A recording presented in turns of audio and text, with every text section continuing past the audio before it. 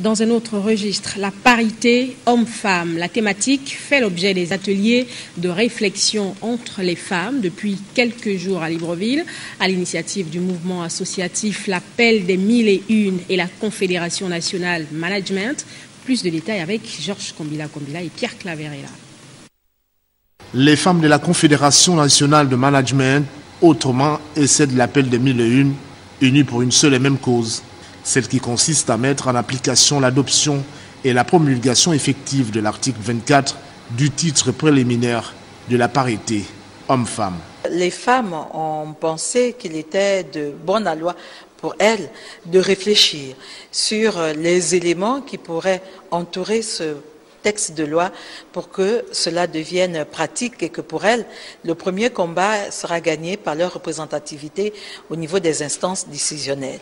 Et ces instances décisionnelles commencent bien évidemment par l'institution à venir qu'est l'Assemblée nationale pour laquelle les élections vont être organisées dans un proche avenir.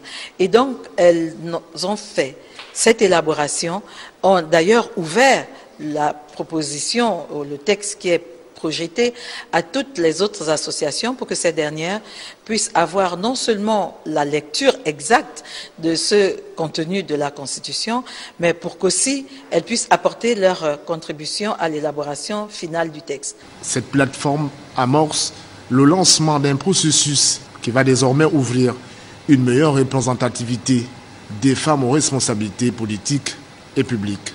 Cette loi, elle ambitionne de le faire comme de toute façon, tous les secteurs d'activité de la République auront à le faire. Nous avons l'ambition aujourd'hui de donner aux uns et aux autres les outils de mettre en œuvre les principes dégagés par la nouvelle Constitution. La rencontre était participative.